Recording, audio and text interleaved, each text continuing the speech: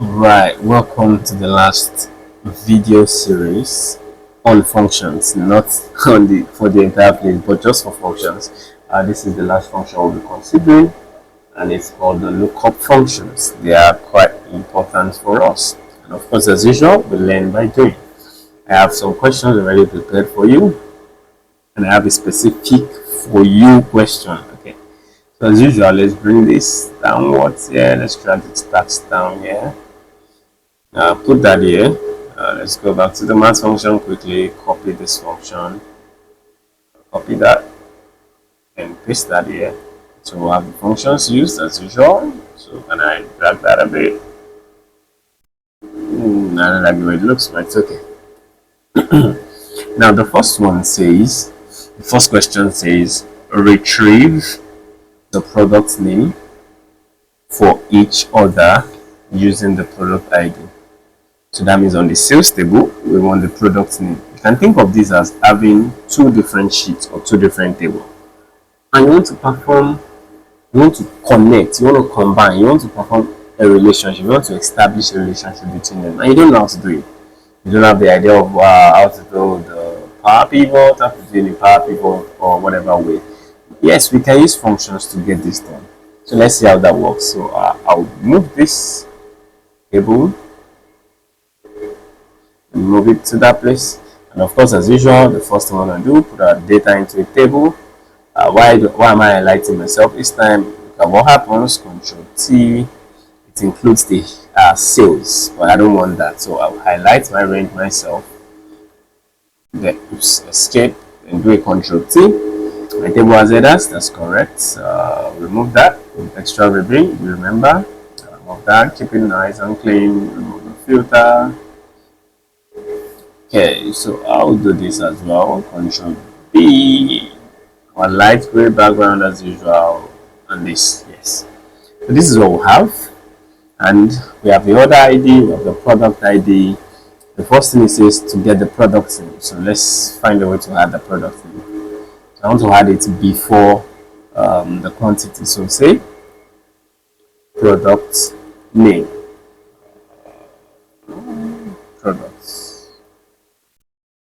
Product name, like that.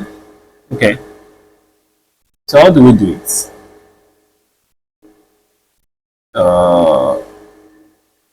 This is our product ID. So using this product ID, we want to find the product name on this table, right? Okay, that's quite a number of columns away. Okay, so we want to find the product name. Now we'll be starting with the VLOOKUP function. Some of these functions have their limitations. Okay, so let me list out the functions that we have first. We have VLOOKUP. Now these are not the only lookup functions we have, note, but they're the commonly used ones. HLOOKUP. Then we have index. We have match. We have the combination of both of them, index plus match, as a nested function. And then we have the latest XLOOKUP. Very powerful and easy to use. So we have the latest XLOOKUP. So we'll be looking at VLOOKUP first. And then we'll say V equals to, as usual, VLOOKUP. And what does it do? Let's read it. It says looks for a value in the leftmost column. Leftmost. Pay attention to that. Leftmost column of the table. And then returns a value in the same row from a column you specify. By default, the table must be in a sorted scroll. Okay, it's not showing that. That's quite long. So, ascending order. Okay, must be sorted in ascending order. I said in a sorted. Must be sorted in ascending order. So the first thing is open our bracket, and I'll select my lookup value. What are the arguments it takes? It takes a lookup value, a table array, a column index number, and a range lookup. Now, a lookup value, from the word lookup value is not what you're finding, but it's a pointer to what you're finding. It's an indicator. For example, if I find your ID, I can use your ID to trace you. So I want to use this lookup value to trace the actual value I'm looking for. Alright, so the first argument is the lookup value. I'll pass this in, then I'll pass in the table array, which is this. I'll pass in the entire table. Of course, I can just start from here. It works just fine. And the next thing I want to do is what? The column. Now, let's explain, or let's break it down how this works. It will look for P01. Do not forget it says the leftmost column. So that means it only cares about the first column of your reference table. This is our reference table. This is where we want to pull something from. So it only cares about this column. That means if the product name is the first thing in this column, then the product ID, we will not be able to use lookup function. I'll show you that again. Okay, let's just complete what we're doing. Now, this must be located in this column. So let's say, for example, it's looking for P01. So to check only the first column of this table we highlighted, and once it finds it, it locks in. It does not go down again. It starts at the top, then it doesn't go down again. That means if we have two names for this product, let's say we have P01 here, then we have another P01 here with a new name, it will only pick the first one. That's another thing to keep in mind. Okay, so we have this. Okay, we have this. We need to look for it here. Once it finds it, it stops going downward. Then we now say, on which column do you want to pull something from? Starting from the first place. So if we pass in 2, for example, it will say 1, then 2. So it will pick the name. If we pass in column 3, it will say 1. It will count from the current column 1, 2, and 3. Then to grab the price for us. Do you get that? Nice. So I'll pass in 2. So we want to get the product name in this case. And then the last one, which is optional, but I'll pass it in so that we won't get funny answers, is false. It says exact match or approximate match. Exact match means exactly what I'm looking for. Approximate match means it makes sense more when we're using numbers. Oh, you can't find the actual value you're looking for. It can give you the similar one. Let's say the closest one below it or the closest one above it. But we want exact match in this case. So I'll click on exact match and it's false. All I have to type in is false. I'll type in 0. It's the same thing as false. And I'll close the bracket. Again, lookup value to be found or to be checked for in the first column of our reference table. Then the entire table, the column I want to return something from, which is column 2, with respect to what we highlighted. Column 2 with respect to what we highlighted. Then false to get the exact match. Now hit enter, and you can see how nice we are getting this.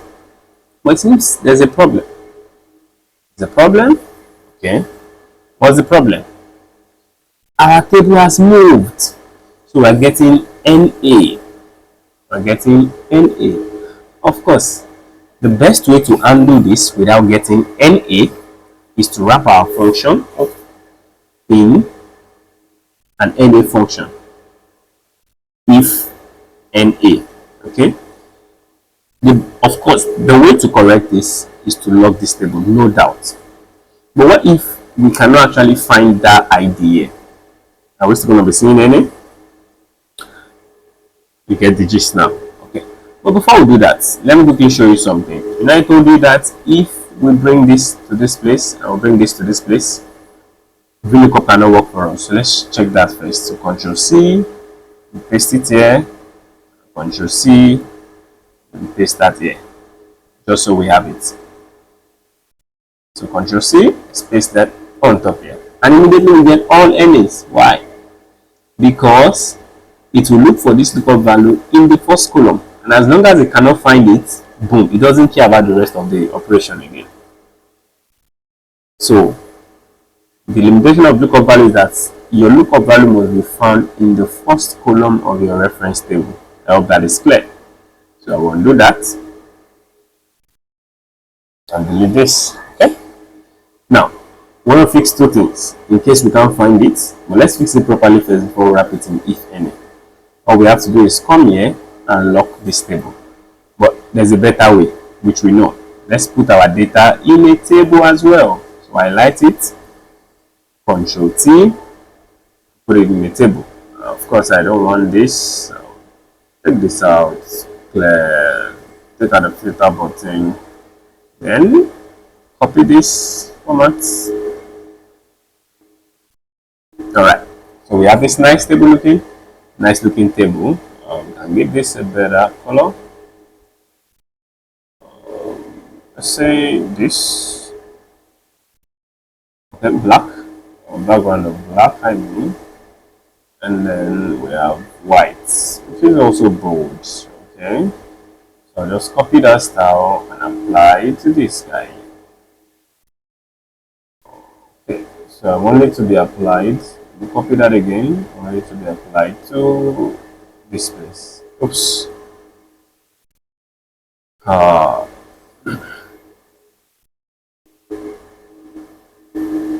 Let me just make the background black. That's all we're doing here. Alright. So centralized. Okay. Now let's do that again. Let's edit our formula and take this out. Oops. Okay. We take this out and then we highlight this table. So what's the table name? Do not forget it says table 6, so we can rename the table quickly. This is product table, or lowercase is better. Product. Now, and then we can rename this table as well to sales. Alright, nice. So we'll come back here now and type in product instead of this. So type in product. And it's highlighting the table for us. Now you can see I will get a nice clean value. Now, you remember when we were looking at the formula, it says it should be sorted. Why? Think of that and see if you understand why, and leave the answer in the comment section below. Okay. What if this guy is 07? Now we're getting any, and this is not descriptive, right? This error is not descriptive. It is not available. You can't find it, right? So what do? We can wrap our function as usual. We enter the formula bar, Alt Enter, and wrap it with if NA. It says returns the value you specify if the expression resolves to NA. Otherwise, returns the expression, the result of the expression. That means if we're trying to use a formula, of course it works with lookup function. If we're trying to find something and it could not find it, we'll get an if any formula. So we can have a custom message instead of seeing the default if any. So we're saying value. So this will be our value. Okay, if any, and this will be our value. Escape. That's Alt Enter. So that means if value if any, that means if it doesn't find, if it results in an any, what do we want to put in there? We say product not found, so which is more descriptive. So product not found. Now hit enter and you can see how nice that is looking now. Product not found. If I change this to 12, you can see it says product not found. Nice. Let's change it back to 04. Now change this back to 03. You can see how nice it updates. Very well. Now we are able to answer the first question. Now we learned if lookup, we learned if VLOOKUP, we learned if any. Alright. HLOOKUP is similar to VLOOKUP, but it works horizontally. Okay, not commonly used. It works horizontally, so I'll just skip it for this video. But VLOOKUP, yeah, very much used. Now, the difference between HLOOKUP and VLOOKUP is that since VLOOKUP is vertical, top to bottom, vertical, HLOOKUP is horizontal, left to right. So VLOOKUP looks at the first column of your table, HLOOKUP looks at the first row of your table. So your lookup value must be found in the first row of your table. Alright? So let me just highlight it differently because we'll not be looking at it that much. So highlight it. Yeah, lookup value like that. Okay. So the next question, now green this out as usual. Green color. Yeah. Next question says retrieve the product price for each of the order using the product ID. So we want the price as well. So we'll add that here. Price. Okay. And see it automatically has the range. Price. I want to make this across all my table. So Control 1, alignment, horizontal, across selection. Click OK. Yep. So now I did not merge and center in this place. Why? See, everything is only in cell A1 because I don't want it to break the structure of my table. And this is more professional way to handle it instead of doing merge and center. Okay. I just give this a black background color as well. Nice. So for the price, I'll do equals to. Can I use VLOOKUP? Yes, I can. VLOOKUP again. Select this. Type in products. My table. And this time I'm passing what? Column 3. You get it already. And I'm passing false. Right. Look up this value in the first column. Once you find it, get me the value in the third column for that row, for individual row, which is the price. Okay. So yeah, we omitted formatting our price. I'll do that now.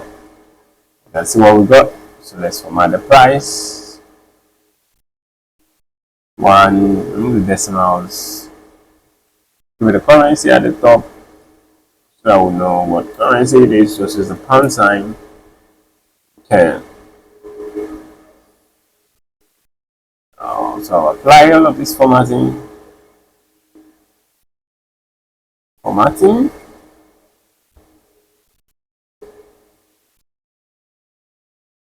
Alright, so this is what I get. Okay, then give me the nice pound sign. Alright, so this is what we have. Now we have the prices. The next thing says, oops, what did I do? Okay, this is it. So next thing says calculate the total order value for each by multiplying the price and the quantity. Of course, we're going to get the revenue again. I've done this before. Add, and see how nicely it's adding now. So revenue, or let's just call it sales in this case. Sales value, and that will be. Don't forget you can use the function product, or we can just do it the native way, mathematical way. And yes, this is what we have. Do not forget the error is just limited space, and now I've expanded it. Alright, this is what we have. We have the figures. Say it is the same currency. Okay, we didn't do that for math function. I just remembered now. It's okay. Alright, so this is what we have. We've done this very easy. Green.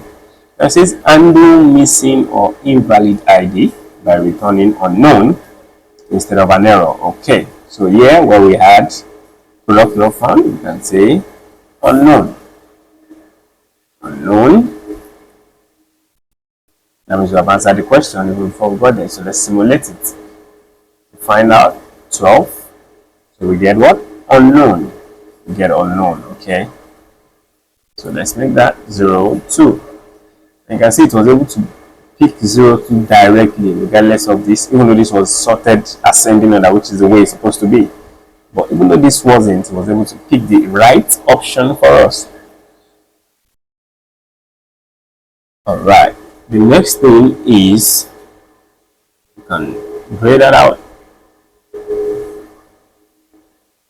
Perform a reverse lookup to find the product ID when a product name is given. Now let's assume we don't have all of this. If I should delete it, we'll get a lot of NAs. Okay, we'll get a lot of NAs. And so what's the best way to fix that? We should wrap it in if any, right? just in case. Let me undo first. Go back here. Alt enter. So say if any. In this case, it's just return 0. If any, that means if this value results in any, escape, alt enter. I'm trying to do shift enter. Alt enter, just return 0. Then we'll close it because they are prices. So now if I delete this, we should see our values. Okay, I can see how Excel nicely formats it. If you're using any version of Excel or you're not using the 365, you will not be getting this hyphen. So you'll be getting zeros. Okay, you'll be getting zeros everywhere. But this is a very nice way of formatting that Excel is doing. So we've been able to see not unknown. So I'll bring that back. The next thing is we are given a name. We want to pull out the ID. So using this name now, we want to pull out this ID. So let's use this table. So here, you can say our lookup value is this. VLOOKUP, which is not going to work anyway. So VLOOKUP. And the next thing is our product table. What do we want to pull out? We want to pull out the name. Right? Okay, so we'll type the column as column 1. And then we'll type in false. We'll type in false. And it's saying NA. Doesn't understand. It doesn't know. So what function? So let me scroll a bit to this side so we can take time to understand this. Why? Because the lookup value must be found in the first column of our lookup table. Of course, we are referencing the same table in this case. So since you cannot find it, it's showing the any error. What if we want to pick something within it, just between our tables, and we don't have a column in the first place or in the last place? What is the best way to handle that? What is the best way to handle that? We have the index match. So let's understand how index match works. Index first. So I'll type index in here. So let's type index.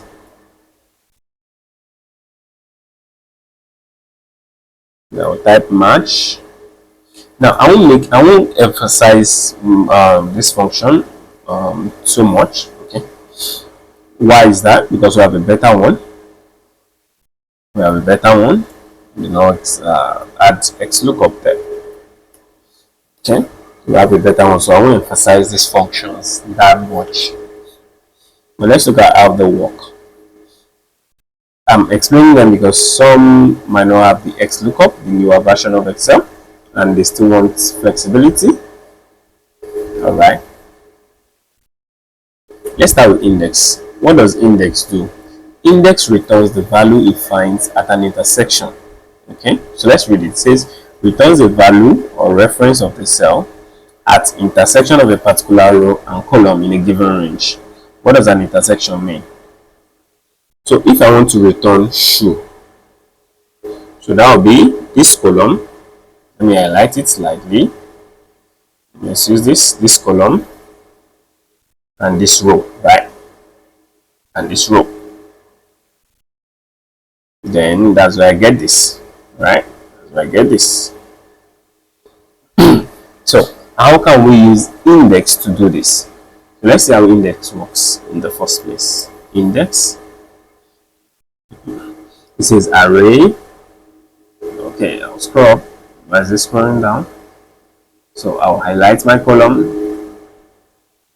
If I include the table, I'll just include the number I pass it. That's all. Comma.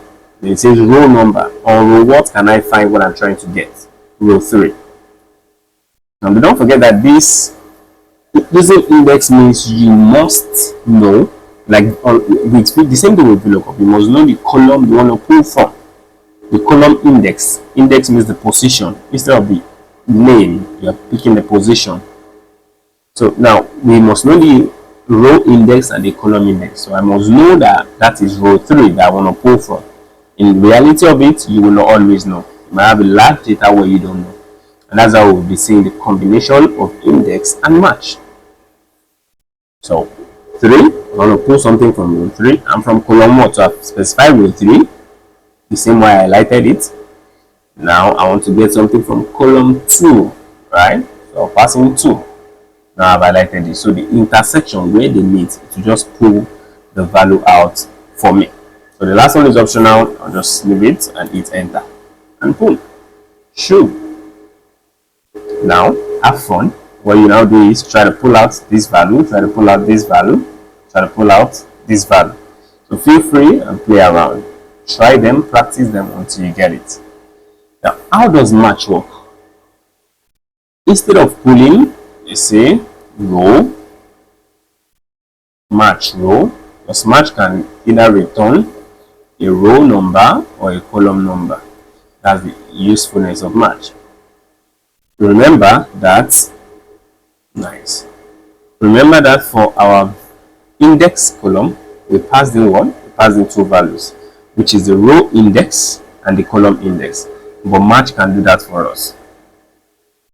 So what if we want to get the row number for this value? So let me put index match here before XLOOKUP. Index plus match. And then XLOOKUP down here. XLOOKUP. Okay. So let's see how we can get the row number. So type in match. Match returns only the position, the index. Now it says returns the relative position of an item in an array that matches a specified value in a specific order. Don't worry about the English. Let's just do it so you get the idea. Now, unlike index that returns shoe, if we do the same thing with match, it will return, let's say, 3 or 2, depending on what we're trying to get. Okay. So it returns the position, the index, not the value itself. All right. So we say lookup value. What will be our lookup value in this case? That's the first question. I say shoe, no problem. And then I say, now, depending on what we want to get, if we want to get a row, let me escape that and explain. If I want to get a row number, I will highlight the column. If I want to get a column number, I will highlight a row. What does that mean? If I highlight this row, now, I can't ask column what is this because my only reference is a single row. Since my reference is a single row, I can only ask how many columns are in that row. So we have column 1, column 2, column 3. So to get column numbers, we highlight a single row. You get the idea now? And to get a row number, we highlight a single column. Now I can ask how many columns we have here based on my selection. Do not forget. We have just 1 column. So the questions I can ask is how many rows? So I have row 1, row 2, row 3, row 4, row 5. So whenever I want a row number, I highlight a column. Whenever I want a column number, I highlight a row. I hope that is clear. And for match, it doesn't take the entire table. It only takes either a row or a column, so that we can get either a row number or a column number. The same thing we pass in here, right? Very good. So the next thing we want to do is now to make this more interesting. Okay, let's just continue. Now we want to get the row number. That means on row what this thing falls in. So we'll be using match. Not carrying match. So I'm saying this is my lookup value, and I'm highlighting this column. So it will look for shoe in this row. Now since we are highlighting a row, it will return a column number. Okay. So I want a column number first. I want the row number first since I already said row here. So I will highlight this column. Okay. And then the next thing is what? Exact match, which is 0. Now hit enter. And you can see it's returned 3 to me. And if you look at it, that is what we passed in here, row 3. Okay, row 3 is what we passed in here. And see, I passed in shoe. I said look for shoe in this column. So to check row 1, no, that's not shoe. Row 2, no, that's not shoe. Row 3, oh, that is shoe. Then it stops searching and returns that number to me. 0 means we want the exact match. Alright, so that is what we have. What about column number? I'll do a match as well. A match. Now click on this. Let me just click it here. Shoe. We're looking for shoe again in this row so that we can get the column number, and then I'll put 0 for exact match. Of course, you know what we'll get? We'll be getting 2 because that is on column 2. And boom, we got 2 back. The same thing we passed in here. Yeah, you're already thinking what I'm thinking. You're already saying, don't tell me we will now put match inside index. 2 matches. Yes, that is exactly what we're going to do.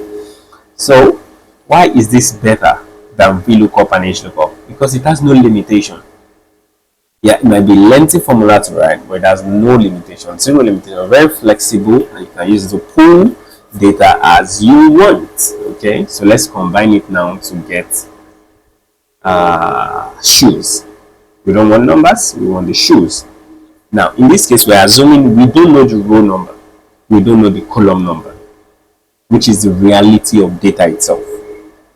If you have a big data, let's say running into 1,000 rows, large data like that, 10,000 rows, 100,000, you can start looking for the row number and column number. If you know the row number and column number, you might as well just pull out the data yourself manually, right? So let's say our function can help us do that. Index, and of course we start breaking our formula down for clarity. First thing we want to pass in is our table. So products, we pass in our table. The next thing is Alt Enter. We want to pass in the row number, but we're assuming we don't know the row number. Do not forget we want to pull out shoe.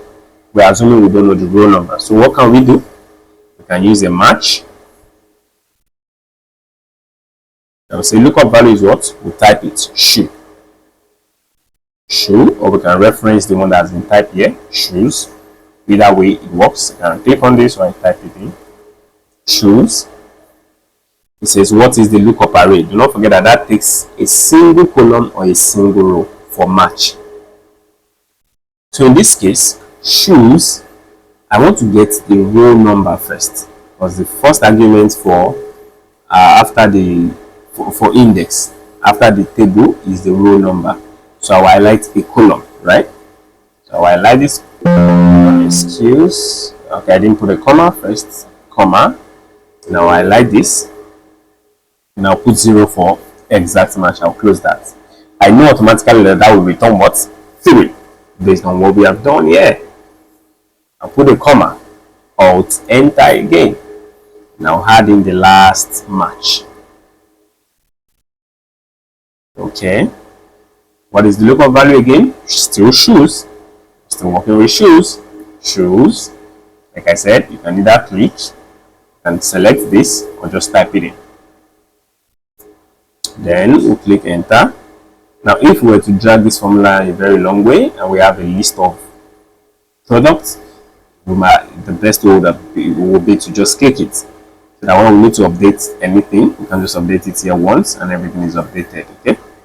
So the next thing is we want to get the column number now, and to get the column number you highlight what? A row. So I highlight this row and I'll put in 0 and I'll close it. Now I've closed my 2 matches. I need to close the index formula, and I'll close the index, and with this we should be getting shoes back, and boom, just like that. Yeah, it still seems like magic to you.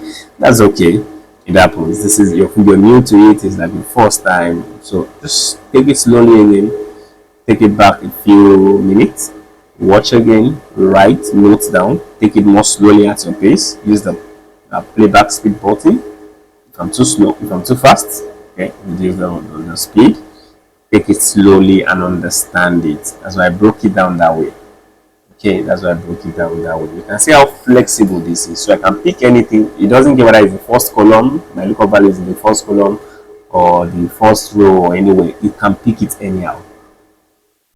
You can see, but it's a lengthy formula, right? So you might need, as I will broke it down first, the steps, then we'll combine them, right? There's something very good to learn. Okay, now let's use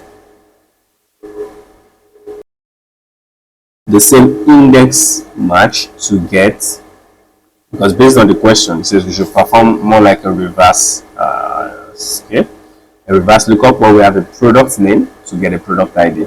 Now, we want to use this shoe now to get the product ID of the shoe itself.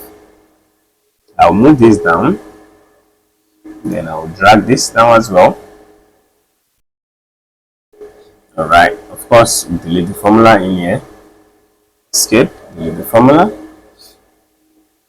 Let's go back to our math function. Now copy this. Okay, the styles here. Format painter, come back here, and just apply it this way. Nice. So this is what we have. So I want to use these shoes to get the ID of the shoe. Of course, VLOOKUP and of course in this case. Let's try it. VLOOKUP we did earlier, just in case you've forgotten. Lookup value, lookup table. We want to return the first column. I want it to be false, so 0. It returns any, right? So let's see how index match can help us with that. Index. The first thing is the table, which is the product. I can just type it in. The next thing is a match. So Alt Enter, so we can see our formula clearly. Alt Enter, we type in match. And then what is our lookup value? Our lookup value is shoe, right? So lookup array. What is our lookup array? And that is this.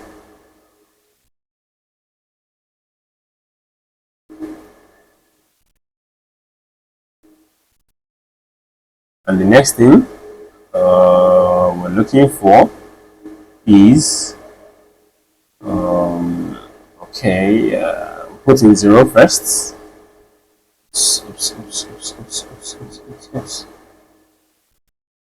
So 0, close the bracket. So we know we want to get something from row 3, right? That's the row number. We're getting something from row 3. Then we open another match. Alt Enter, then match. What is our lookup value in this case? Now, what we want to get now is 1. Okay, so instead of typing the entire formula, since I know I'm getting something from column 1, I can just pass in the column number to make it shorter. Okay, I'm just passing 1. Close the bracket. PO3, which is nice, but it can be a little bit technical and confusing. So we have a better formula, which is our ultimate XLOOKUP. Now, once you see the flexibility of the XLOOKUP, you might feel like, oh, what's the point of learning VLOOKUP and all of that? That's okay. But sadly, you might not have XLOOKUP. So what is the way out? There are 2 options for you now before we use XLOOKUP. It's either you upgrade your version of Excel or you go with the 365 product, or you download WPS. WPS gives you the flexibility of using XLOOKUP. So regardless of whether you are on Mac or Windows or Linux, WPS is compatible across all these operating systems, and it's free, completely free. Okay, you don't have to pay for it. Just search WPS download. It contains Word, Office. You can do your Word, your spreadsheet, your PowerPoint. It does all of that. Okay, so let's do this. XLOOKUP. And do not forget that in case we cannot find something, this will also result into any, right? And we have seen how to handle any so far. But let's see the flexibility of XLOOKUP and amazingness, if there's any word like that. XLOOKUP. The first thing says lookup value, right? What's our lookup value? Shoe. I'll type that in. Shoes. Lookup array. Where can I find shoes? You can find shoe. Okay. Why I got that is because I have not put in my comma. So comma. Where can I find shoes? I can find shoes in this column, in the product name. Where do I want to return something from? This column. And that's all. That is all. Easy peasy. Boom. I know, right? Like, oh, mind-blowing, very simple. Yes, very simple, very flexible. In fact, I can return more than one column. That's how flexible it is. So what if this becomes shoe. Of course, we get any for all of this. Like I said earlier, we just have to wrap them in if any. So how do we wrap them in if any? Alt enter. Now, do not be scared. You can see that that's how we're editing formula so that I can get comfortable with it. Just go to your formula bar. Alt enter to always go to another line. Okay. So if NA, and if all of this results into NA, then comma, alt enter again, and say not found. We're not using unknown this time. We'll just say not found, and then we'll close it. And that says not found. The same thing here. We want to do the same thing. So to make it faster, I'll just enter here and copy. Copy this up to the equal to parts. Oh, okay. Escape. Go back up here. Okay, escape. Yeah, the main. Control V. Alright, and then I'll put if any up there. If any, open the bracket.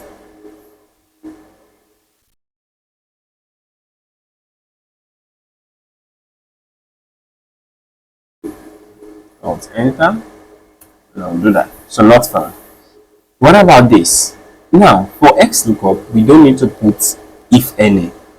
Why? Because if you look at the argument, then we go to the last one, comma, it already handles it. It says if not found. What do? You can just say not found directly. You can see how flexible that is. I'll just put in not found and boom, I get not found. Very easy. Nice. Alright, so you want to really start using XLOOKUP. It is very nice, and once we update it, we get our value correctly. And yes, this brings us to the end of our functions. Okay, so let me put that here and bring it out. And congratulations, you've stick to the end of the video. Well done, thumbs up. I have a bonus for you. It's a gift. Consider it a gift. So for you, build a final summary table that will show the order ID, products name, and total order value for all orders. Just 3. Very simple to do, easy peasy, right? Of course, you have to use functions to get this done. So feel free to try this out and leave a comment when you're done, or share with fellow data analysts in the Telegram channel. And this brings us to the end of the function series. But did we cover all the functions? Well, no, we did not. Let's go back home. Formula, lookup function, lookup and reference. You can see we have quite a number of them. Some important ones are, okay, we have seen the index, which are commonly used. I just saw it now. Filter, new anyway. It's new. So earlier version, you might not get that. So we have the filter, we have the indirect, which is quite advanced. Not so advanced, it's something you can easily use. We have the offsets, which is another very nice function. We have quite a number of them. You see, you can just go through them. So if there's anyone you want me to teach on, you want me to explain, just do not to leave the comments in the comment section below. Just type that in the comment section below, and if we get enough requests for it, I might just drop the video. Okay, but these are common ones you always see day-to-day analysts use in interview questions, majorly VLOOKUP, and then maybe any kind of lookup as well. Very important to know. So do this for yourself, and there'll be a final video, which will be where we look at what we have in this tab right here. And do not forget, data sets will be posted in the Telegram channel if you want to participate in the exercise. So I'll see you in the next video. Bye.